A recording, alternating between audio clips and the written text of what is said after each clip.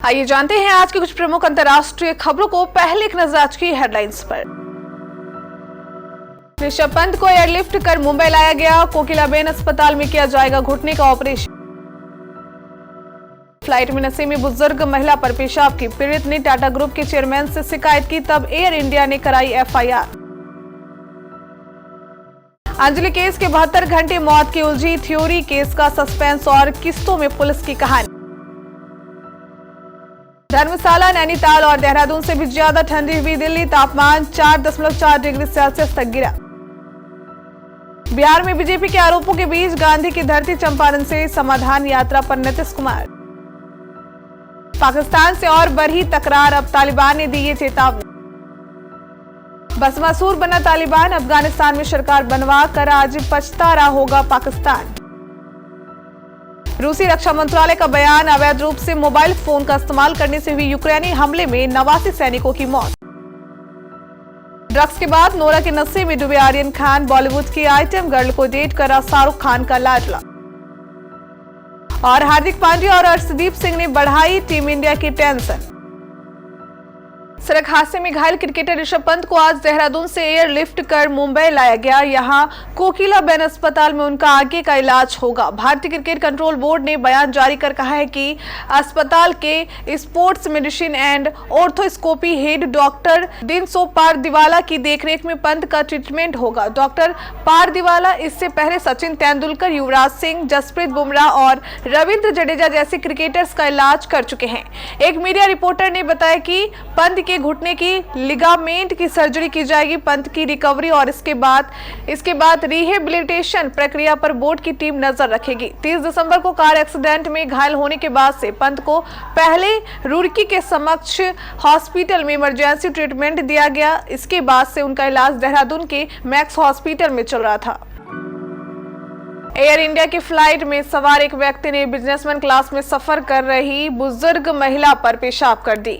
घटना पिछले साल 26 नवंबर की है। इस घटना पर एयरलाइन ने कोई एक्शन नहीं लिया। बुजुर्ग महिला ने टाटा ग्रुप के चेयरमैन से शिकायत की, तब जाकर एयरलाइन के अफसर एक्टिव हुए और दिल्ली पुलिस में एफआईआर कराई और जांच पूरी होने तक आरोपी के हवाई यात्रा करने पर रोक लगा दी। मामला चर्चा में आने के बाद विमानन नियामक नागर विमानन महानिदेशालय ने एयरलाइन से घटना की रिपोर्ट मांगी है। डीजीसीए ने कहा, हम एयरलाइन से रिपोर्ट मांग रहे हैं और लापरवाही बरतने वाले के खिलाफ कार्रवाई करेंगे। उस रात दिल्ली की पथरीली सड़क पर पूरे 12 किलोमीटर तक केवल अंजलि को ही नहीं घसीटा गया, बल्कि उसकी लाश के साथ ही दिल्ली पुलिस की साख भी घसीटती चली गई।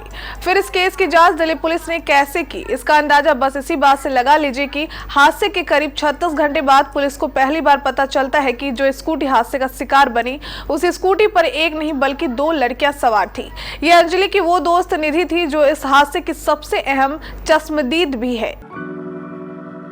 दिल्ली में बुधवार को सुबह इस मौसम का सबसे कम न्यूनतम तापमान 4.4 डिग्री सेल्सियस दर्ज किया गया, जिससे कोहरे की चादर में लिपटी राष्ट्रीय राजधानी धर्मशाला, नैनीताल और देहरादून से भी ज्यादा ठंडी हो गई। अधिकारियों ने ये जानकारी देते हुए बताया कि घने कोहरे के कारण दृश्यता 200 मीटर रह गई, जिससे सड़क और रेल परिवहन प्रभावित हुआ।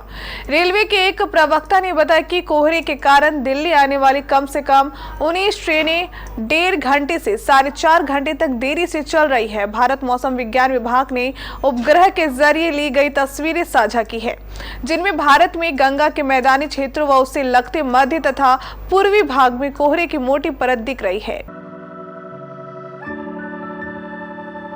इन दिनों बिहार में नेताओं की बयानबाजी से सियासी पारा चढ़ा हुआ है। बीजेपी अध्यक्ष जेपी नड्डा मुख्यमंत्री नीतीश कुमार पर हमला बोल रहे हैं। वहीं आरजेडी का संकट बीमार लालू प्रसाद यादव तक सिंगापुर पहुंच रहे हैं। कांग्रेस के भक्त चरणदास बीजेपी पर भड़के हुए हैं और नीतीश कुमार समाधान तलाशने गांधी की सत्याग्रह की धरती चंपारण से यात्रा शुरू कर रहे हैं। मंगलवार को बीजेपी अध्यक्ष जेपी नड्डा बिहार दौरे पर पहुंचे और मुजफ्फरपुर में जनसभा भी की। इसके साथ ही बीजेपी ने 2024 के लोकसभा चुनाव और 2025 के विधानसभा चुनाव की तैयारी शुरू कर दी है।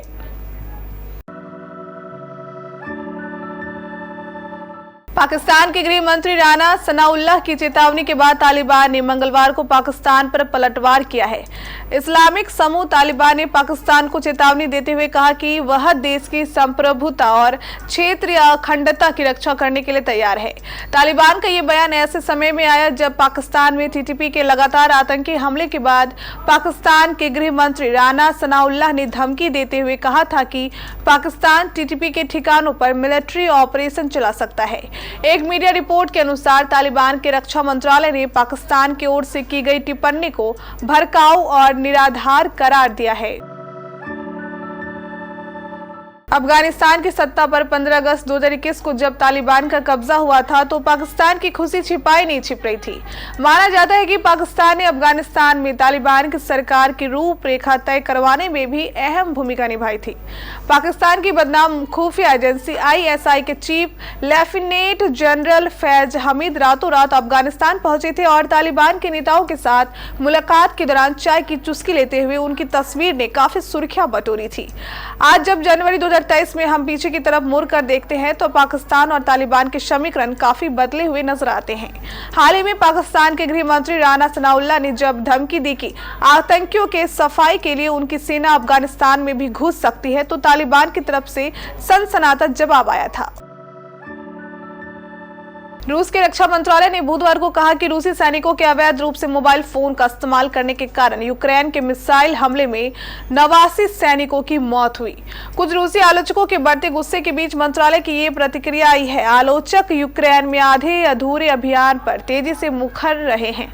इस हमले में रूसी सैनिकों की मौतों का सिलसिला लगातार बढ़ रहा है। मॉस्को ने पहले कहा था कि सप्ताहांत के यूक्रेनी हमले में 63 रूसी सैनिक मारे गए। सोशल मीडिया पर ज्यादातर लोगों का रूसी राष्ट्रपति व्लादिमीर पुतिन की बजाय सैन्य कमांडरों पर फूट रहा है।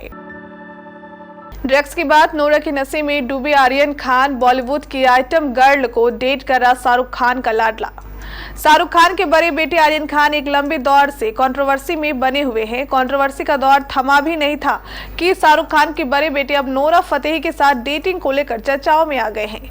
दरअसल हाल ही में नोरा फतेही और आर्यन खान की कुछ तस्वीरें इंटरनेट पर वायरल हो रही है जिनमें दोनों का ऐसा अंदाज देखने को मिल रहा है जिसके बाद गॉसिप गलियारों में चर्चा छिड़ गई है कि आर्यन खान और नोरा फतेही एक दूसरे को डेट कर रहे हैं। भारतीय टीम इस समय श्रीलंका के खिलाफ अपने ही घर में 3 T20 मैचों की सीरीज खेल रही है। इसके पहले मैच में टीम इंडिया ने रोमांचक अंदाज में 2 रनों से जीत दर्ज की। मंगलवार को हुए इस मैच में भारतीय टीम के लिए कप्तान हार्दिक पांड्या और तेज गेंदबाज अर्शदीप सिंह ने टेंशन बढ़ा दी है। श्रीलंका के खिलाफ T20 सीरीज में कप्तानी कर रहे हार्दिक पांड्या पहले ही मैच में चोटिल हो गए, जबकि युवा तेज गेंदबाज अर्शदीप मुकाबले से पहले ही बीमारी के कारण प्लेइंग 11 से बाहर रहे थे। उनकी जगह शिवम मावी को डेब्यू का मौका मिला था। अब फैंस जानना चाह रहे होंगे कि दोनों की स्थिति क्या है।